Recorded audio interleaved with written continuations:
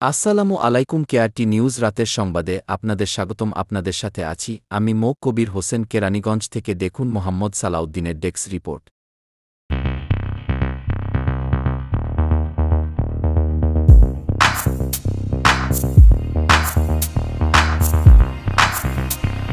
নূর মোহাম্মদ নুরু মিয়া welfare ট্রাস্টের আত্মপ্রকাশ। কেরানীগঞ্জে মানব কল্যাণ ও সামাজিক উন্নয়নের নতুন এক দিগন্ত উন্মোচিত হল।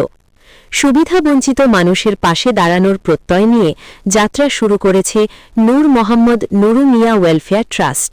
বিস্তারিত থাকছে প্রতিবেদনে। কেরানীগঞ্জের চুনকুটিয়া পবিত্র কোরআন তেলাওয়াতের মধ্য দিয়ে ট্রাস্টের আনুষ্ঠানিক উদ্বোধন করা হয়।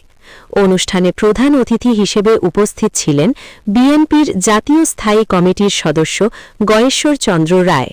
বিশেষ অতিথি হিসেবে অংশ নেন ঢাকা জেলা বিএনপির সেক্রেটারি নিপুণ রায় এবং হানিফ এন্টারপ্রাইজের প্রপ্রাইটর মোহাম্মদ হানিফ।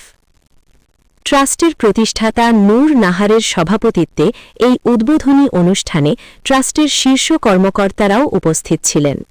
ট্রাস্টের চেয়ারম্যান শেখ ইশতিয়াক আহমেদ ও ম্যানেজিং ট্রাস্টি শেখ ইফাজ আহমেদ সহ অন্যান্য নেতৃবৃন্দ জানান, শিক্ষা, স্বাস্থ্যসেবা এবং মানবিক সহায়তার মাধ্যমে সমাজের পিছিয়ে পড়া মানুষের জীবনমান উন্নয়নে কাজ করবে এই প্রতিষ্ঠান।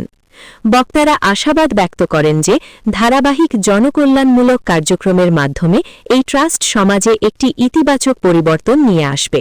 অনুষ্ঠানে রাজাপুর উপজেলার সাবেক চেয়ারম্যান তালুকদার জাহাঙ্গীর, স্যার আলিউর রহমান সহ বিভিন্ন সামাজিক ও সাংস্কৃতিক সংগঠনের নেতৃবৃন্দ এবং গণমাধ্যম কর্মীরাও উপস্থিত ছিলেন। সবশেষে দোয়া ও মোনাজাতের মাধ্যমে অনুষ্ঠানের সমাপ্তি ঘোষণা করা হয়। শরীরের মধ্যে কোনো অসুস্থতা থাকলে আপনি মেহেরবানি করে দূর করে দেন।